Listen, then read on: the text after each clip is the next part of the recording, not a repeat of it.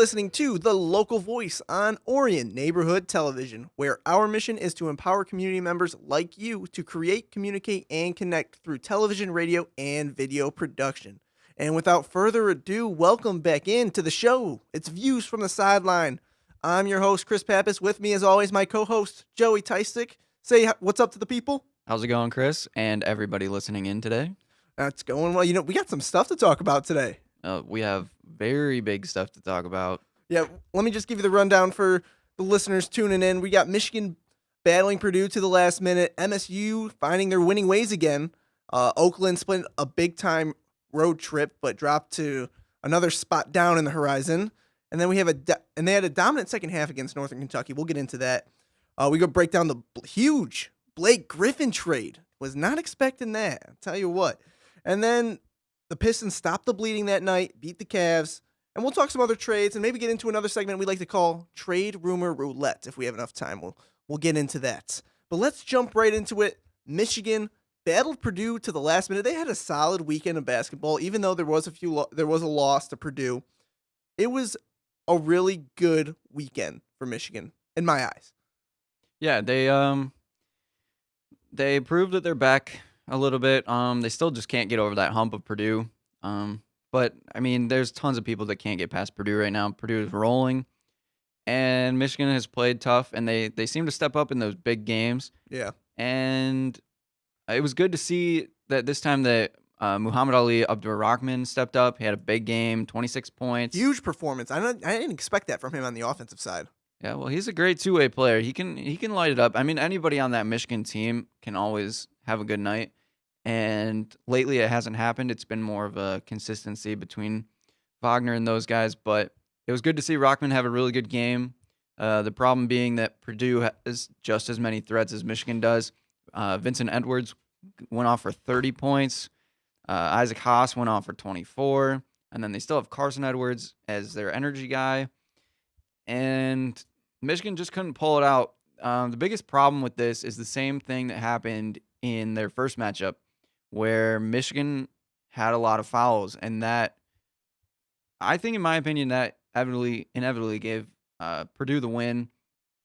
They shot 19 of 23 from the line, so that's a lot of opportunities, and they converted on almost every one of those opportunities, whereas Michigan was 5 of 9 from the free throw line. So that stat right there basically tells you the game, and Michigan only lost by 4, so if they could have either gotten to the line themselves or been a little bit more disciplined on their defense, maybe the game goes a little bit differently. Yeah, definitely. And I think you brought up a great point. The free throw disparity for Michigan, and that really tells you how this game went. Purdue was really the aggressor when it came to attacking the basket and really setting the tone for the game, and that showed. The officials started giving them more calls against Michigan, and that proved to be the deciding factor. I mean, when you go 19 of 23 from the line opposed to 5 for 9, that's a huge disparity. So that was huge. I mean, Vincent Edwards, they can't stop him. 2 games so far this year, Vincent Edwards has lit him up every single time. Isaac Haas with another huge game. It's hard to stop the big man down there, 7-footer. Mo Wagner had some issues with him. And Mo Wagner's he's not the greatest defender, but you'd like to see maybe a little bit better effort, maybe trying to keep him out of the paint. Yeah, I mean, you can say that all you want, but if you look at Haas, he's just a big dude. He's 7-footer and just thick body. Yeah. That's a big body to be able to move. So that's why it's hard when he gets it in the paint at all. He's just gonna bully you there, and that's part of why Michigan kind of had to foul. They ran into some foul trouble. But I mean, if you look at the rest of the game, in all other categories, it was a close game. So. Yeah, and my opinion is I just feel like Michigan maybe should have had a better game plan going into that one of just trying to keep Haas out of the paint. Because, that's where they want to go. They want to dump it to the big fella. And when he's setting up with 2 feet in the lane where he can just turn, give it a little baby hook, and he's good to go, that's where you kind of get yourself in a bad position. And there's one thing you can't stop against that Purdue team. It's that high pick and roll with Edwards and Haas. When Haas sets that high screen, Edwards is going to get a good look every time. That's just brutal. And it's even harder when they bring Harms off the bench because he has a little bit more of a shot than Haas does, so they can do more of a pick and pop kind of play. And Purdue just has too many weapons, and there's a reason why they're the third team and the best team in the country. I think they might be, honestly. Just watching as many Purdue games as I have this year, they have the makings of what could be the best team in the NCAA. Oh yeah, I agree wholeheartedly. I think they're the number one. Granted, they had the 2 losses really early in the season that kind of hurt them. But the good thing about this game too is that in Michigan's next game, they were able to bounce back, played Northwestern. Um, it was 21-19 at the half. So it's 2, 3, and D type of teams, like these high-powered offensive teams that just love to shoot threes, run and gun. And both of them came out flat. Yeah. From the get-go and from start to finish. They didn't even ever get going. Luckily, Michigan just being the better team, in my opinion, they were able to kind of pull it out. But Michigan shot 42%, Northwestern shot 38%, and Michigan shot 28% from the 3, and Northwestern shot 25%. So it was kind of an ugly game all around, but it's still good that Michigan was able to get over Northwestern because I think they're a pretty good team in the Big Ten, and they're kind of one of those dark horse teams just because of that run and gun style offense, similar to Michigan. And to kind of piggyback off what you're saying with the shooting percentages here, it's almost week in and week out. I think we've had one exception to the rule here. It's Duncan Robinson not providing for the Wolverines. 0 for 6 from deep when you're considered one of their best perimeter shooters. I mean, that's rough. Yeah, and it's kind of what we talked about throughout the past few episodes is that Duncan Robinson has struggled a lot. He has his games every once in a while where he's kind of showed up, but and then in this game I give him a little bit of a pass because everybody was shooting bad. So it starts to be like a team morale thing that you kind of just all are down and nobody can pick each other up. Yeah. But yeah, it was definitely a rough shooting night for both teams. Jordan Poole was also 3 of 10, 2 of 6, which the only thing that I like about Duncan Robinson and Jordan Poole in this game is that they kept shooting. Yeah, they stayed aggressive. And in a couple of recent games, they haven't had as high volume of shooting, whereas in this game they got 9 and 10 attempts, which is pretty good to see. I think Duncan Robinson needs to get a little bit more aggressive to try to find his shot because Michigan's going to need him going into tournament season. And, it's good to see them still having confidence even in a game like this where they started to struggle a bit. Yeah, definitely. I mean, all in all, if you're looking at it from an outsider perspective, which we are, I think it was a solid weekend for Michigan. They bounced back against Northwestern. They were competitive with Purdue in a big-time matchup on a big-time stage in Purdue. To bring that game all the way to the end was huge, and I think a really good big confidence booster for them. But I want to talk about some MSU hoops now, who we were giving them a lot of slack recently about how they may not be the best team in the state. And I waver a lot when it comes to college hoops on who's the best team in the state. MSU is really kind of shutting me up a little bit. They're on that 5-game winning streak and just continue to win ball games. What'd you see from them? Yeah, they're still struggling. I think they're the best team in the state at the moment because Michigan has kind of fallen off just a little bit. But Michigan State still is kind of having some of their same issues. And right now it's good for them because they have an easier schedule. They just played Wisconsin, Maryland, and Penn State. And the problem was that in the first half of the Maryland game and the Penn State game, they were down by double digits and had to come back in the second half. From a grit kind of standpoint, it's good to see. Yeah. To kind of overcome a deficit like that. But from a standpoint of being one of the better teams in the country, at least by ranking, it's a little bit spooky to be struggling against these teams that are kind of down right now. And the good thing too is that they have kind of turned down the turnovers a little bit. They're getting better, but they're still giving up more turnovers than their opponent. So their opponent is taking care of the ball better, and that's why a lot of these games that they're in are competitive when they really shouldn't be with the teams that they're playing. Yeah. But probably the biggest thing about this whole streak that I like is that Miles Bridges is kind of turning into that guy that he was supposed to be all season. He's kind of finally hitting that stride. He's being more aggressive. He's getting buckets, getting rebounds. He's got more energy to him. Definitely. And, MSU, They've had their rough patches throughout the season. We've talked about it week in and week out. It's nice to see them getting on a roll here and definitely just kind of cementing themselves back into the talk of the top 25 teams. And finally to see Miles Bridges take that next step and start to produce for them as much as we thought they would going in. So it's good to see. The Purdue game I'm looking really into. That'll be a fun matchup to see if they can really match up against the top teams. Right, and that's like their last tough game on the schedule too. They play Purdue February 10th, and then other than that, they have Indiana and Iowa before that. Which some people were saying that Iowa was good before the season started, but I disagree. I don't think they looked good at all because they played Purdue and got stomped. Yeah, but Purdue, yeah, that's the biggest game that you have to look forward to.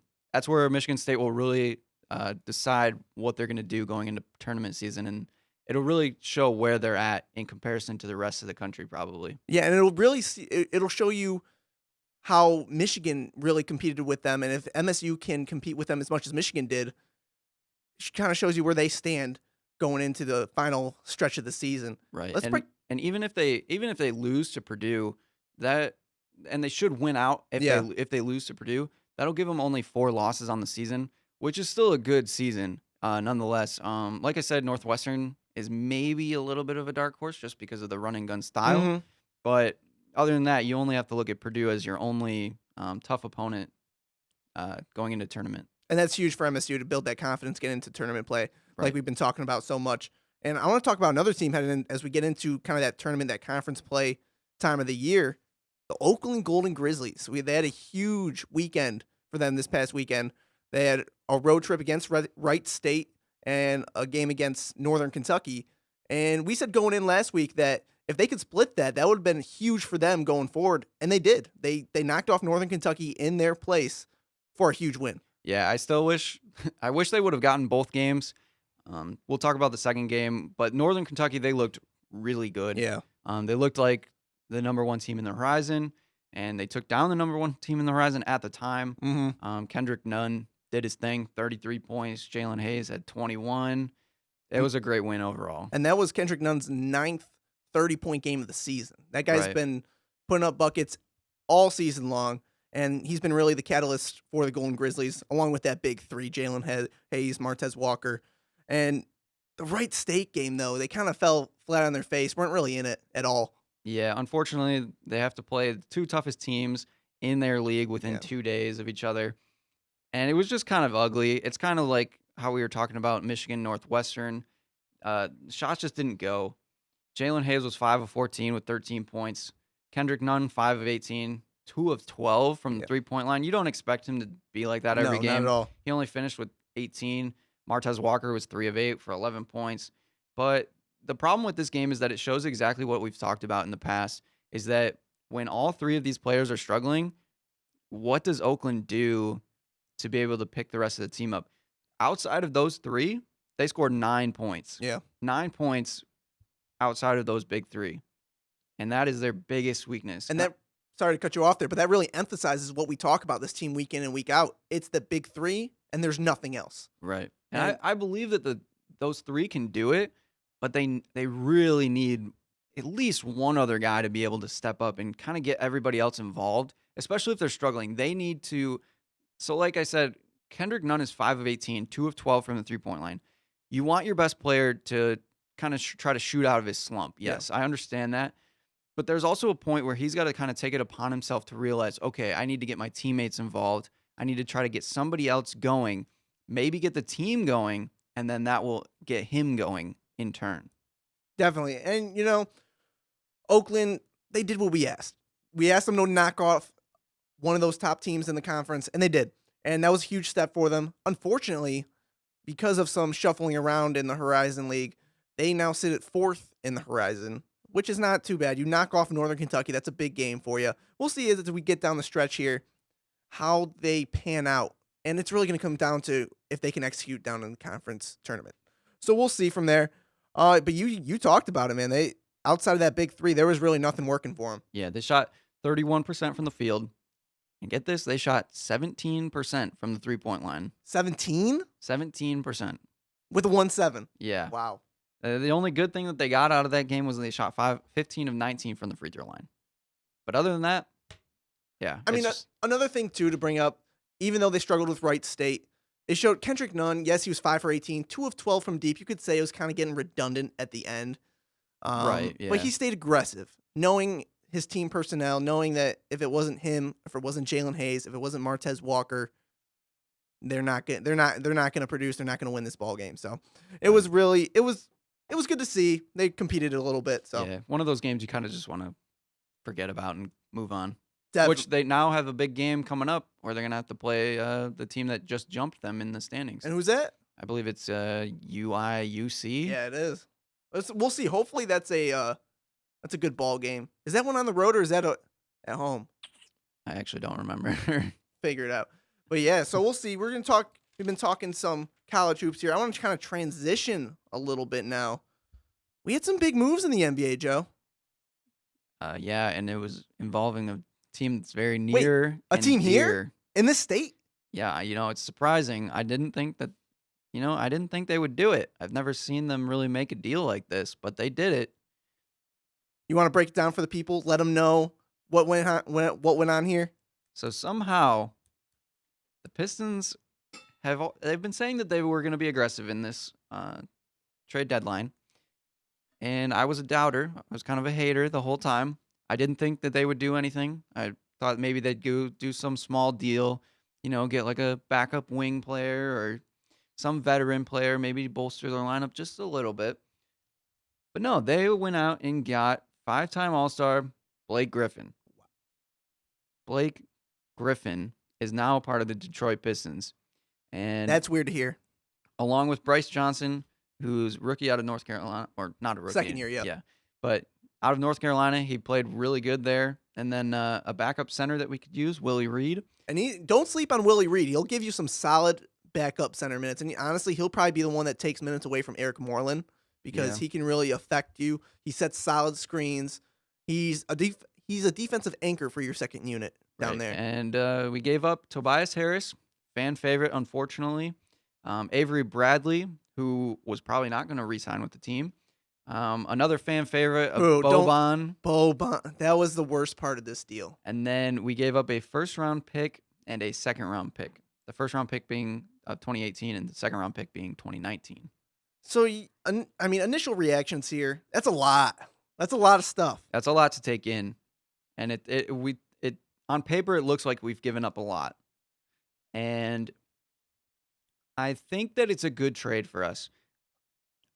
One thing being that, like I said, I didn't think the Pistons were going to make a move. Yeah. So it showed that they really actually were aggressive and that Stan felt like he needed to do something to change this lineup. And Tobias was playing really well, so that's the unfortunate part of the deal. But Avery Bradley was struggling mightily in this last couple games. And on granted, both sides of the ball. Right, and he's had his injury troubles this season, so that's kind of acceptable. But you can also tell, like, there's no way that the Pistons are going to re-sign him in the offseason. And that was kind of the big thing, is to get him this year and get him to want to stay. And you just see that's not going to happen. So I like the move. You needed to do something. The team was falling off, and There was absolutely no buzz, too. Yeah, at least we got some buzz going, and hopefully this will turn the season around. And this will definitely give us a little bit of a Band-Aid until we get Reggie Jackson back. And then we'll have the real pick and roll with Reggie Jackson, Blake Griffin, and Andre Drummond, which could be like a mini Lob City. And here's the thing, too. Blake Griffin, he's a point forward.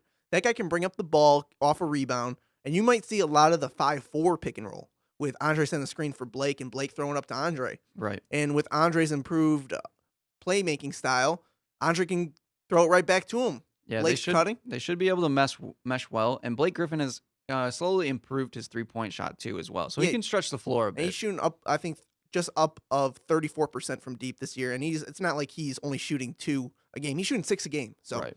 I mean, that's a good sample size. My initial reaction here is like you said, you needed to do something. And this is going to be your first real star to play for the Detroit Pistons since Grant Hill. I mean, Blake Griffin averages 20 points, plus 20 points, plus 5 rebounds, and plus 5 assists a game. The last Piston to do that, that's Grant Hill. It's been that long in the city since we've had a dominant star. Ooh. Yeah, and it says a lot. I mean, you had the going to work crew who worked as a unit, but Right. they won games together. Now the Pistons are kind of trying to go the opposite way. Right. They're kind of going towards where the league has been headed, where you need to have like a big time player on your team and all-stars. The crazy thing for this, for me at least, I don't know if I've ever seen the Pistons make this big of a deal Me neither. Yeah. in my lifetime. And the only one I could even think of that I wasn't even around for is when the Pistons trade away Adrian Dantley for Mark Aguirre, Yeah. which led to a championship. Now, I'm No, not let's- saying that this is a championship, but I'm just saying that it could at least turn the team around for the better because that Bad Boys team was already good. Yeah. Mark Aguirre just meshed well and made it into a championship team, whereas Blake Griffin comes in, he's going to be a star, so he'll change the culture a little bit. And this is also the first time that the Pistons have traded or gotten a fifth time All-Star since Bob McAdoo Big Bobby Mack.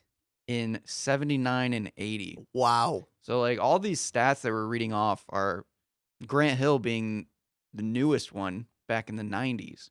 So this is a pretty big deal for the Pistons to make a trade Of this like caliber. this. Yeah.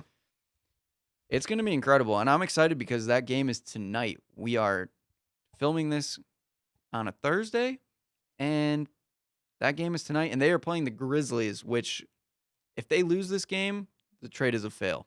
you're marking it now. If they lose tonight, if they lose tonight, the trade is a fail. There should be no way that they lose against the Grizzlies. Joey, tonight. we do the hot takes at the end of the show, not before. Well, this isn't a hot take. This All right. is Hey, that this was is pretty just- hot, man. This is just fact. All right. But I mean, here's the thing. When I look at the players we gave up here, Tobias, who was averaging 18 points, 5 boards, couple assists, and he was an emerging all. He was in the All-Star conversation before the Pistons fell off. Like you said, Avery Bradley, he's likely gone. Boban, he rotated between your second and third center with Eric Moreland. And it's really how much do you value picks if you're the Pistons. That first round pick, it's protected 1 through 4. So if the Pistons miss the playoffs and somehow are lucky enough to get the first pick or through the 4th pick, that pick still stays with the Pistons. But that's likely not going to be the case. Right. And with how the team is slotted now, they're 9th seed, 2 games out of the final spot in the East. It's still very possible they miss the playoffs and relay a lottery pick to the Clippers. And that's huge for a team that lacks talent. Yeah, and the thing being, though, is that the Pistons most likely wouldn't get about the top. They'd be outside of the top 8 Yeah, it would be in picks. Yeah. And the top, this is a deep draft class, but the top 8 are very good players. Yeah. And so it doesn't hurt as much if the Pistons fall out of those kind of top 8-ish players. There's like DeAndre Ayton, Luka Doncic is a big one. Jaren Jackson, people are talking about. Miles Bridges is Trey still there. Young. Trey Young, Steph Curry. Colin Sexton. Like, that is a deep draft class. But the likelihood that the Pistons would get the 1 through 4 to keep the pick is very unlikely. And it's almost just as unlikely that the Pistons get a quality draft pick, especially with their repertoire that we always talk about on this show. Yeah, and you know what? I want to break down a different perspective here, too. When Pistons acquire a huge star, they're going to get people in the seats. They're going to start selling a little bit more tickets. Is that the end game for the Pistons? It could be. They just want to start filling that new arena with a star. And I think that played a role in this acquisition. Oh, I think so. But the Blake Griffin jerseys have already sold out. Yeah, they've already sold out. And I saw today they're preparing for the game tonight. And everybody in the lower bowl gets a blue Pistons shirt that says, "Welcome, Blake Griffin." Wow. They're going a little overboard. I'm not going to lie. Hey, they got to sell it, though. I think that's a big reason of why they went forward with the trade too, is that just to bring some hype around the arena. It was getting really bad with that losing streak. So you need a change of atmosphere. It helps the team, and they just won their first game, and they shouldn't have won that game. They didn't have Tobias Harris, didn't have Avery Bradley. Okay, Cavs didn't have Kevin Love, but they have the whole rest of their team. The Pistons are in the middle of a trade. So that was a good win last night, and it kind of just at least makes the players Feel better. and it just kind of remotivates them. Like, okay, I got a new guy coming in. Now I got to Let's lock in. right. Let's bolster up and let's Try to make a push show here. that we're still a good team and that now you got to watch out for us. And I'm going to ask a question here. And this move has this question written all over it. Was this a desperate move for Stan Van Gundy to save his job? Was it desperate? I think so.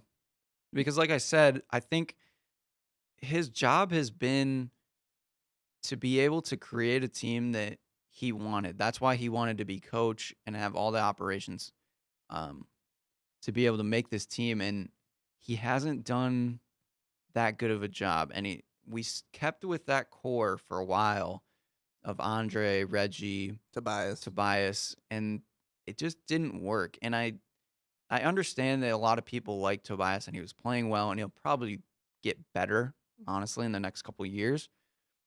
But I think it was a time that they needed to make a move, at least, like I said, to at least kind of start a culture change. So we have a new, fresh environment for the team. And Stan, he needed to do something because the last couple of trade deadlines, he's talked about being aggressive and he hasn't done anything.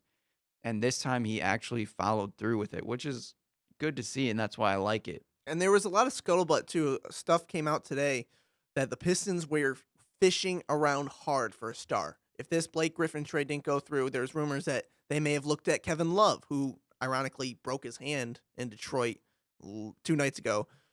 They were fishing around Kemba Walker. There was rumors that they offered Tobias Harris and a first-round pick. That's interesting to me. And they would take back the Nick Batum contract.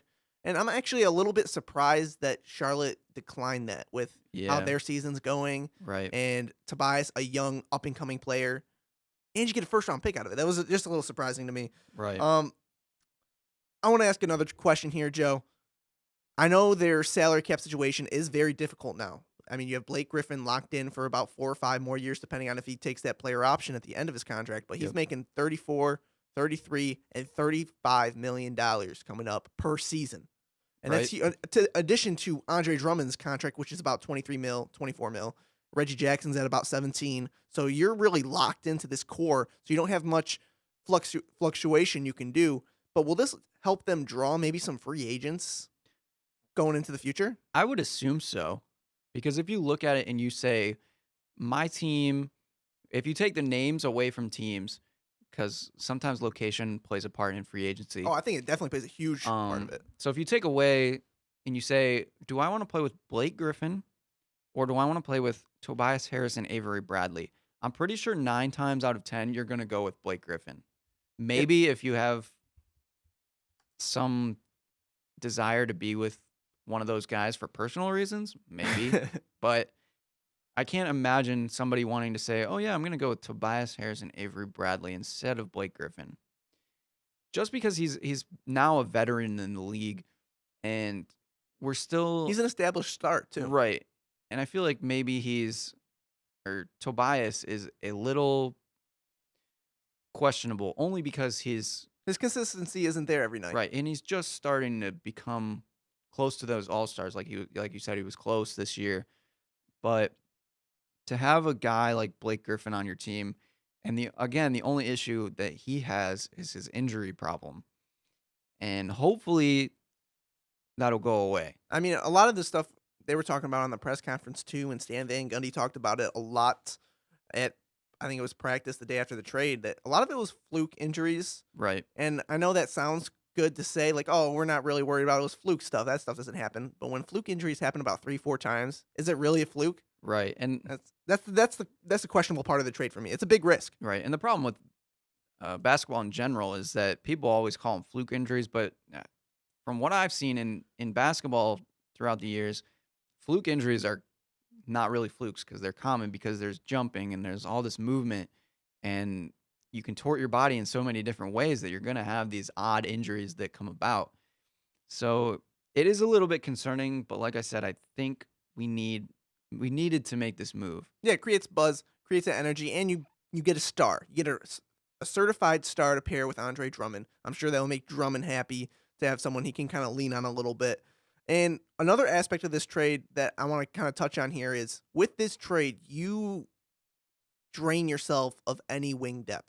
You have really nothing on the wing except for you have a Reggie Bullock, who's played well. You have Luke Kennard, who surprisingly still isn't seeing as much minutes as I'd expect, and Stanley Johnson. But that's pretty much it. on the wings. So that's huge. Will they make another move? It's possible.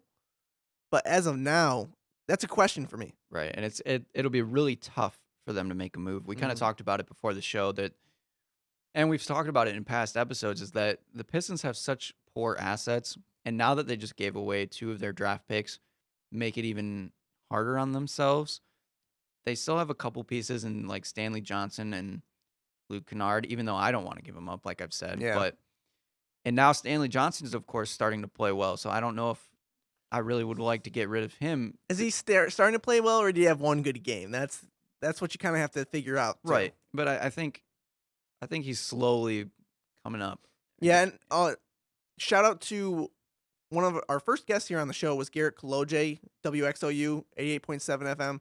He sent me after the trade, got really into an analytical view of breaking down the Blake Griffin for Tobias Avery deal, and the conclusion that he got going through all the stats at basketballreference.com is that when Blake Griffin's healthy, this is a slight upgrade.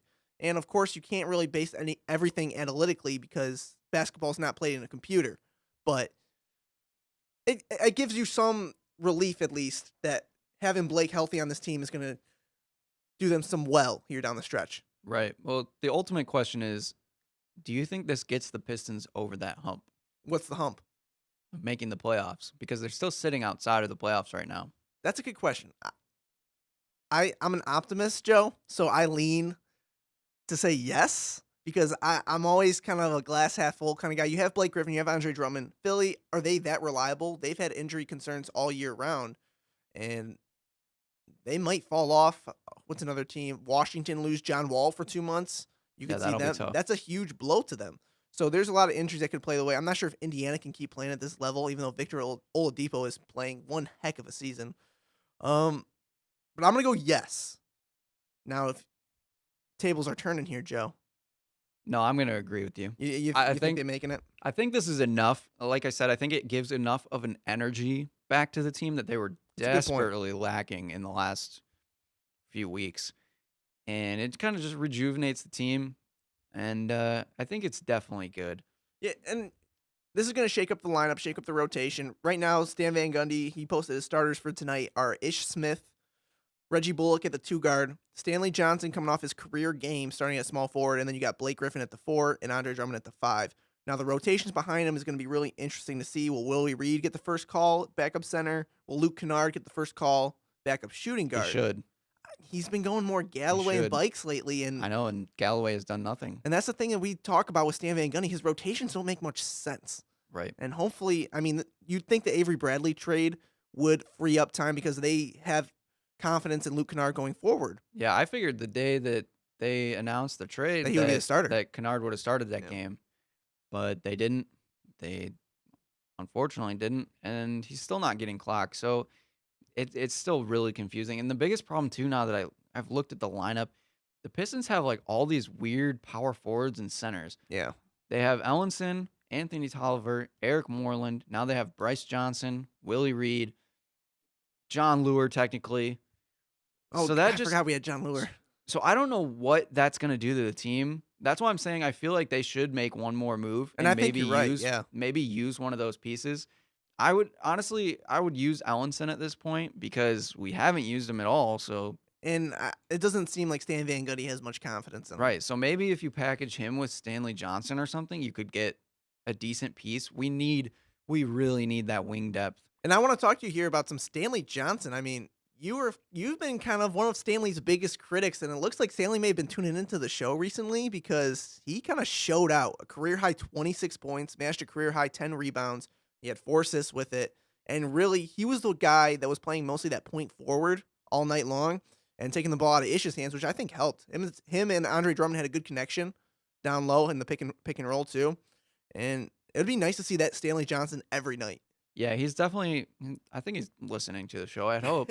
Stanley, if you're out there, I apologize publicly. Shout out Stanley. But yeah, he's responded well, and I think it goes back to like originally why we had him. He was kind of like our guy to guard LeBron, and he kind of reproved himself in this Yeah, he did. last series, and And he made LeBron play defense too, which LeBron struggled this year at because Right. he doesn't seem to be locked in. But when Stanley attacks his defender, it really kind of opens up the game for him and gets him into a nice flow. Yeah, and I remember hearing that Stan Van Gundy in that game that when LeBron checked into the game, I don't Oh remember. yeah, It I was think like later in the game. Stanley was on the bike, kind of warming up, and as soon as Stan Van Gundy saw LeBron James, he yelled down to the bench and yelled for Stanley and said, "Hey, you're guarding LeBron. Let's go." And he went in and he played good. He played really good, and that was a huge game because it was against Cleveland, one of the best teams in the NBA, and it stopped the bleeding. That's for sure and because it was looking real rough. and you know what? The more I think about this too, the Pistons maybe have one of the most defensive minded front courts now. You have Andre Drummond, who has turned into a stud defensively, I and wouldn't call him a stud, but he's improved, much improved. he had about 4 blocks against Cleveland. I mean, when he's aggressive, he's a stud defensively, in my opinion, of course. But then Blake Griffin, who provides some shot blocking for you, can clean out the glass, and is a bigger guy than Tobias Harris when that was really a weak spot for you. Right, and that's another good point is that Blake Griffin, he can guard the stretch four. He's got a little bit Yeah, more athleticism, and like you said, he's got more size than Tobias. So Tobias had the athleticism to guard those guys, not the size. but he doesn't have the size. Blake Griffin has a little bit of both. And if He's not the greatest defender, mhm. but it He's should match up better. And it's better, yeah, it's a better matchup than having Tobias guard fours all night long. And then you have Stanley Johnson, who, if he can start to string some games together, he's a defensive anchor. He is. I mean, it's his offense is the question because teams Right. won't play any defense on him.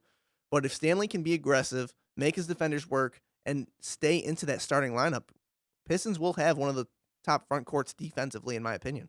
And along with that too is that if Blake Griffin is going to be more of a he's going to be like a primary scorer that the Pistons have never had. Yeah. And that will allow Stanley to not have to worry too much about trying to take over on offense like he's kind of tried to do the last few games. He can settle in on his defense, get a couple shots, get into a rhythm, and we don't need him to do a whole lot like I was saying. We don't need him to have another one of those 20-plus point games. It'd be great if Just maybe stay aggressive throughout right, the it's game. great if he does, but we don't necessarily need it, and he can really focus on that defense to pick up the best guy that we're against, and that's a really nice thing to see. Yeah, and I want to kind of take a sidebar here, talk about really the fantastic effort the Pistons put together against Cleveland. Backs against the wall. You're on your 8-game losing streak. You're on primetime television, and you're down really 3 players because the guys are coming in from the trade. Yep, important players too. Important players, and they played all night. They took it to Cleveland. It was impressive to see. It's impressive to see some energy too by that team. Right, and I think that's in part, like I said, that the Blake Griffin trade makes your team start to think at least. They just get a little bit of a vibe going and a little bit of energy. Like, okay, we're getting this big name guy to the team, and plus you're down a couple guys, so in this game people had to step up. And they did. I mean, Anthony Tolliver, over 20 points. He played fantastic, even attacking the basket, too. We saw him go at his defender, Stanley Johnson, like we've been talking about. Reggie Bullock, his three-point shooting has been fantastic and has been just a great surprise for the Pistons this season. And he's locked. I think he has a team option after this year at about $3 million. So that's an easy call with how he's been playing. Yeah, we had 4 players with 20-plus points. Anthony Tolliver, like you said, Andre Drummond, Stanley Johnson, and Reggie Bullock. That was a really good, solid, all-around game. Yeah, and let's kind of move on here. I mean, Pistons got the Grizzlies tonight. Hopefully, they can start to string together some wins and make a move here in the Eastern Conference. But I want to talk about some more trade rumors because the deadline's next week. It's a week from today. We will have more than likely another show before the deadline, so we'll get into our final predictions. But there's a lot of guys that could be on the move. I mean, apparently the Clippers are a fire sale. You never know about DeAndre Jordan. And then I was reading up, Pistons look to still be aggressive towards Rodney Hood. And that was a guy that came up earlier in the week. Stanley Johnson for Rodney Hood. Would there be a pick attached? That's an interesting name for me. What do you think of the Rodney Hood to Pistons rumors? I don't really like it. You don't? No, I've never been a big fan of Rodney Hood myself. Why is that? I think he's a solid player, but I think he ends up being just like Stanley Johnson, where he's kind of become inconsistent, and he's started to have a little bit of some injury problems. So I don't know if I necessarily like that trade. I like the aggression still. I think we do need to make one more move, but I would rather, I don't know, I'd rather it be somebody else, I feel like, because they seem too similar, I guess, and I want more of a Rodney Hood's a sweet shooting 3-point shooter. I mean, he shoots close to about 40% from deep, which is huge for them on the wing. That's my take from it that I would like. Right. It's about more the value you're kind of putting out for him. Yeah, but I feel like I would rather if we're gonna use Stanley to get maybe a little bit higher caliber wing or a guard. I mean, we'd probably both of us would rather see them kind of break up that power forward mesh. Yeah, Trade Ellenson, maybe a pick to get a right. Rodney Hood or something like Yeah, that. so I don't necessarily know if Stanley would be the best option to give it up if we're going for Of course. that. Yeah, I like that. That's a good point. And another trade that happened in the NBA, actually, it was accepted to yesterday. Then there was some regression and got postponed to today. So Nikola Mirotic is officially a New Orleans Pelican. Omer Ashik, Jameer Nelson, and Tony Allen, and a protected first round pick go to Chicago. And then the Chicago Bulls will be waiving Quincy Pondexter to make room for the players. What's your take of the Mirotic deal here? I mean, I like it, and from my perspective, a response here, I think that's a good move for him. Oh yeah, it's a major shame that DeMarcus Cousins is out for the season because that's a good deal that they desperately needed a wing player similar to the Pistons. That's why I wish the Pistons could have maybe figured out a way to get Mirotic. But after seeing what the Bulls got back, They got a good amount. yeah. So and the biggest thing for the Bulls too is that they're trying to clear cap space, and they get a first round pick, which is always nice. The Ashik deal's a little iffy, but I mean, if you're going to take Ashik, at least you got a first round pick out of it. Right. There's Ashik's deal has been a problem for a long time. And this is, I mean, from my perspective, for the Pelicans, so they acquire Nikola Mirotic to kind of fill the void that Boogie left with the torn Achilles for the season, but that also clears a roster spot for them where the Phoenix Suns bought out Greg Monroe, former Piston Greg Monroe. And there's been a lot of talk that the momentum is kind of turning Monroe to New Orleans, and we'll see if that actually pans out. But I think that would be a great matchup. Monroe, Davis, and then you maybe bring Mirotic off the bench for some firepower. I think that would be a good combination there. I don't know. You really want to bring Mirotic off the bench? I mean, he's been playing off the bench for the most part. Right, but I think in the Pelican system that he could be a starter because they still don't have Solomon Hill. I mean, it's possible. I mean, and you traded Ashik too, so maybe stick Monroe at the backup center spot. Another thing I want to talk about here: Grizzlies holding off your boy Tyreke Evans. They're not going to be playing him anymore. He probably played his last game for the Grizzlies because they're looking for a deal, and it most likely will happen. There's a lot of teams interested. I think I read it was about 7: Philadelphia, Boston, just to name a few. Portland was in there as well. What do you think of Tyreke Evans here? I know we've talked about it a little bit, but you're a big Evans guy. Yeah, I really wish the Pistons would go after him. But Would you give up a first round pick for him? Yeah. Oh yeah. Oh, easy. Yeah. The problem being we've talked about it before. I don't know how the Pistons would even work that deal out. He's on a low contract because of his past seasons have been pretty subpar. But this year the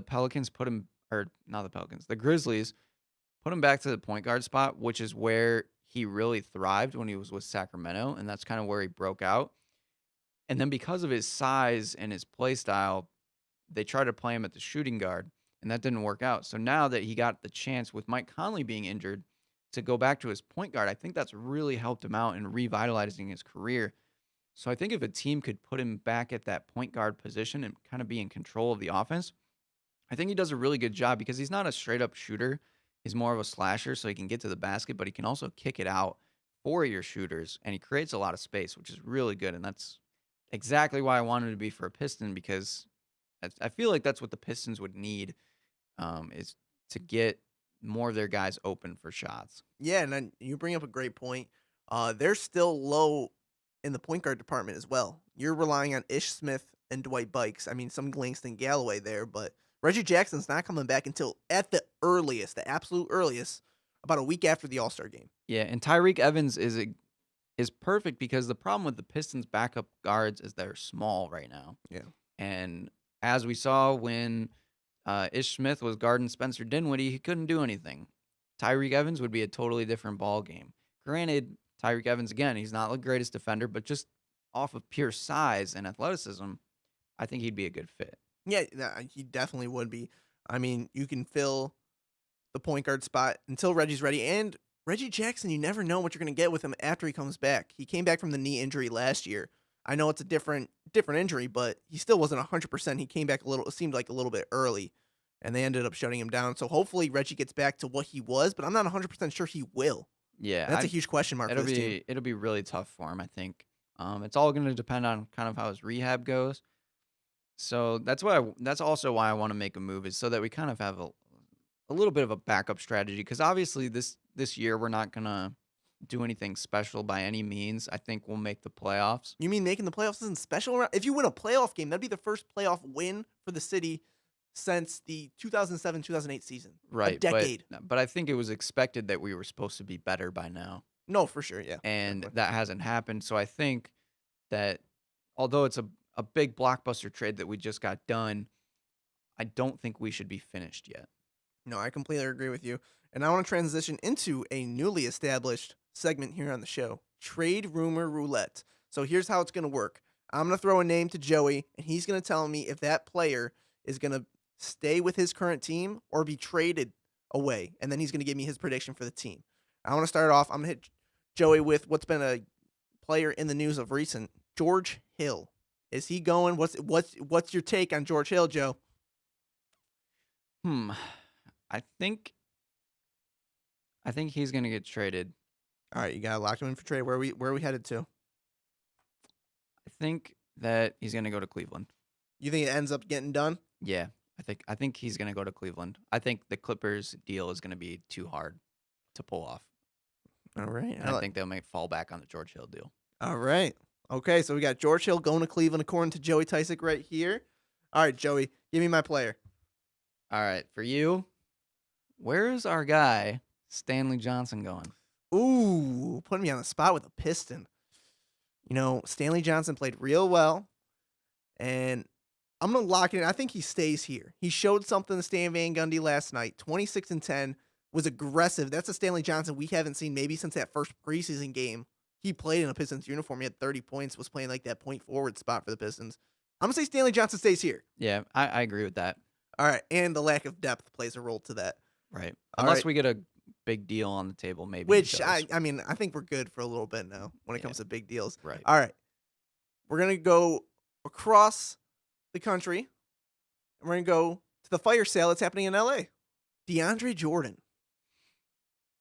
I think he's going to get traded, especially now that you've seen Blake Griffin get traded. I think that's a telltale sign that they're going to blow it up. But I don't think it's going to be Cleveland. Because I think Cleveland is so attached to that Brooklyn pick, and the Clippers are going to want that pick. Yeah. And I don't think that Cleveland's going to give it up. So I'm going to go with kind of a crazy one that would shake up the East a lot. I think DeAndre Jordan's going to go to the Bucks. The Milwaukee Bucks. Yep, okay. they've been rumored with DeAndre Jordan, and I think he would be a phenomenal pick. Can you imagine how big that team is? Well, what do you think would they have to give up? I mean, you'd have Bledsoe, you'd have Giannis. Would they have to give up a Middleton or a Jabari or something like that, do you think? I would assume so. One of the two. And I think you could go without either one, Middleton or Jabari Parker. I think maybe Jabari. Especially if the Clippers bought on Jabari Parker, I'd give him up. He's played really well when he's healthy, but again, when he's healthy, that's a big issue. So, I think DeAndre Jordan to the Bucks. I'm going to go with that one. All right, locking it in. All right. How about for you? Where do you think Evan Fournier of the Orlando Magic is going to go? Oh, that's a tough one. You know, I mean, if you asked me about 4 days ago,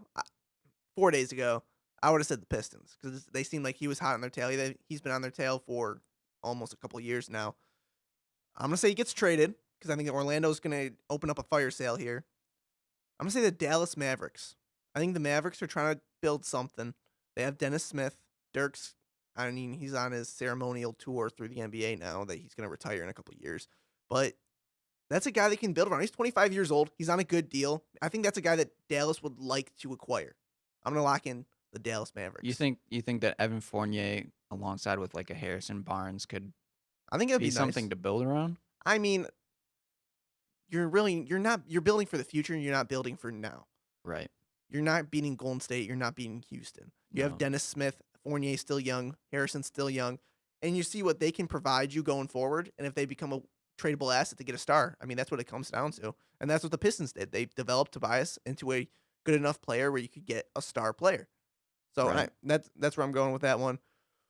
All right, Joe, we're sticking in the LA city here. Lou Williams, who should be an all-star, but And this one's tough because, like I was saying, I think the Clippers are almost 100% going to get rid of him or try to. So I don't know necessarily where we'd go because, like I said, I don't think that the Cleveland Cavaliers will be able to get him because I think most of the time they're talking that they would pair DeAndre Jordan and Lou Williams in a deal. So I'm going to go with the crazy one and say that somehow he stays with the Clippers through all of that. you're going to say he stays with the Clippers? Yeah. Wow, I like that. Somehow. Maybe All it's right. maybe it's too bold of a decision, but It's a trade deadline. You never that's know. what we're man. going to go with. All right. All right, another guy used to be a double-double machine and all of a sudden disappeared off the face of the planet. Where do you think is going to be Kenneth Faried going to go? I feel or like- maybe not. I feel like Fareed has been on the trade block for a good 3 years now. I feel like Denver's got to make a move. I'm going to say he's traded. But to who is the question? I mean, there's a lot of teams that could use a guy like him. I'm going to go the Boston Celtics. They need some size. He's an athletic big. Probably would play well off Kyrie Irving. Little pick and roll action there. True. I'm going to say Boston Celtics. Traded. Yeah, the Celtics are aggressively shopping this And they have some trade picks to deadline work season. with, too. Right, they have a lot of assets they can get rid of. A lot of talk around Jaylen Brown maybe. So Oh, really? I didn't even hear the Jaylen Brown stuff. There's they That's- just have a lot of young talent Yeah. that they could definitely get rid of Oh, for for the sure. right prices at least. All right, Joe. Kemba Walker. Well, we saw it a couple weeks ago, Kemba Walker being shopped aggressively, and then quickly after Michael Jordan saying that they weren't going to get rid of him unless they could get somebody like Kawhi Leonard. So I think this is an easy one that Kemba Walker is going to stay in You Charlotte. think it's easy? I think it's easy because I don't think anybody wants to really take on those Nicholas Batum, Marvin Williams, or Dwight Howard contracts, even though I think it would be a good idea Yeah. for one team, like especially a team that's going for the playoffs. If you could get a Kemba Walker and a very revitalized Dwight Howard. I don't know if you saw that dunk on Mike Oh, I Muscala did, last yeah. night. That was insane. So if you can get a Kemba Walker and Dwight Howard, I don't know why you wouldn't go for it if you're pushing for the playoffs. Also, Nicholas Batum is a good player. Yeah, his contract is bad, but he's a good two-way player, and it's another one where, like, I feel like if a team is really pushing for the playoffs and they need to make a trade, I think that would be And I it. think you bring up a really good point because I think it's going to come down to the Michael Jordan ultimatum saying that they don't want him to be traded. But he would look good in a Cleveland Cavalier uniform. Ew, I'm no, not- he wouldn't. Well, I'm not a fan of Isaiah Thomas. You put Kemba Walker there. Isaiah's not himself. Yeah, that's true. I mean, Kemba, Dwight, maybe not Dwight, but a Batum or something on the wing. I don't You think the Pistons could get Isaiah Thomas? I was trying to work this out earlier. know. I hope so. I Would mean, they- he's a free agent. And I've heard a lot of things that he and Danny Gilbert are really close now. So I'm not sure if that's really going to happen. But Yeah, I'm I'm not just really- trying to see, like, he's such a defensive liability, too. I'm not sure I'd want to give up so much for him. yeah, but are the Pistons a defensive team? Touche. Let's get Isaiah Thomas to the Pistons. But maybe they're getting there. All right, okay. who you got for me? Anyway, we talked about it a little bit earlier that the Pistons were kind of talking about him, maybe interested. Rodney Hood. Okay, I feel like I'm going to fall into a trap here. I really do, because I go by the standard of where there's smoke, there's fire. But when it comes to the Pistons front office, it seems like they make trades that nobody hears about. Oh, yeah. But I'm saying he gets traded to the Pistons. There was smoke. There is fire. Rodney Hood to Detroit Piston. We ship out Ellenson, another first-round pick, and another filler to fill out the contract. But I'm saying Rodney Hood's a Piston by February 9th. Wow. I Locking it disagree in. wholeheartedly only That's because okay. It's not your player. You talk about when you see smoke, there's fire. Every time I've seen smoke from the Pistons, it's just smoke. There's no fire. This fire came out of nowhere. There was no smoke before. It was just fire. I told you All I of a sudden, we have Blake Griffin. There was no smoke beforehand. So this one, there is smoke.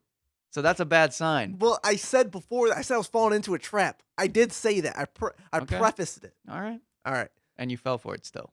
I told you it was going to happen. Okay. All right. And it would be wrong if I made this pick on this player. So I have to give it to your boy.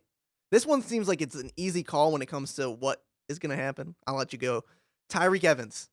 You think it's an easy call? Well, I think it's easy call that because they're sitting him out until after the deadline. Right. Well, yeah, That's that an he's easy going. call. Yeah. Okay.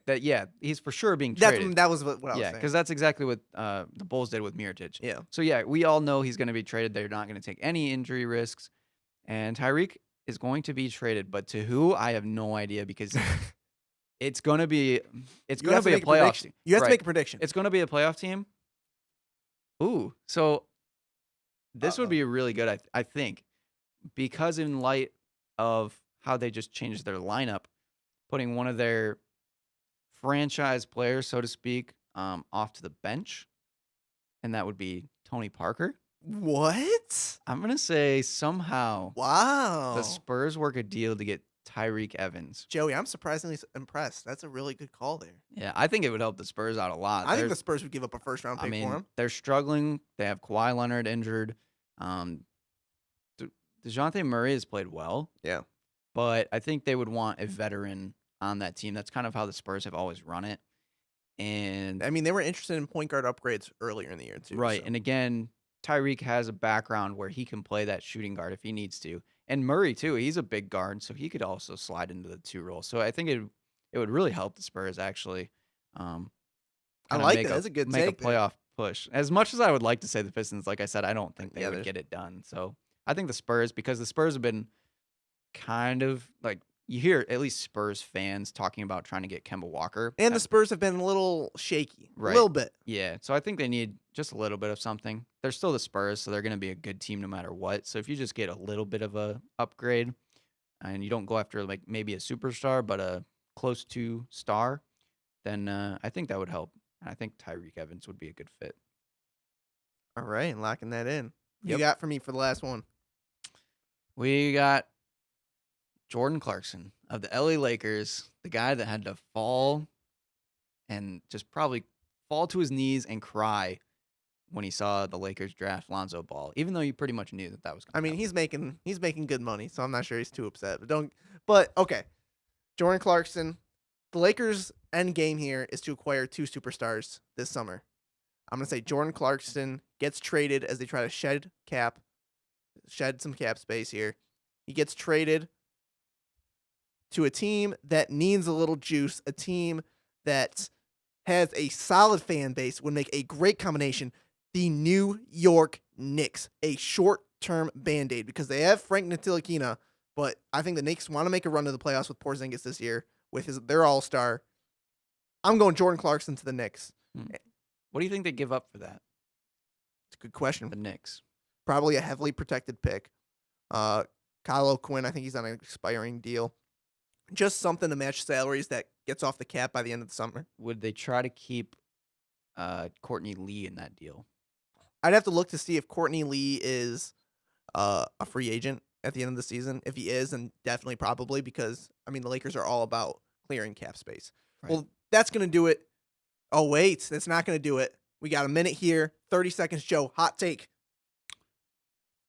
The Pistons will make another trade. It's surprising for me to say. Rodney Hood? They will make another trade. I don't know whether it be a guard or a wing, what they've been wanting, but I think they're going to try it. I think they're going to be aggressive and make one more move. All right, I like it. Rodney Hood is a Piston. Joey even agrees with me. But never said that. My hot take is, I know the Pistons have been struggling with Blake Griffin. The fans are re-energized. The Pizza Palace will be hopping. Pistons win 5 straight. Mark it down. They got a easy schedule coming up. 5 straight wins, including the previous one. Pistons coming back at you a little bit. Well, that's going to do it for our show. I'm Chris Pappas. That's Joey Tysick. We broke down some trade rumors today. We'll be back with, I believe, a trade deadline special next week. Talk all things going on with the deadline. I'm Chris Pappas. That's Joey. We'll see you next time. See ya. Bye.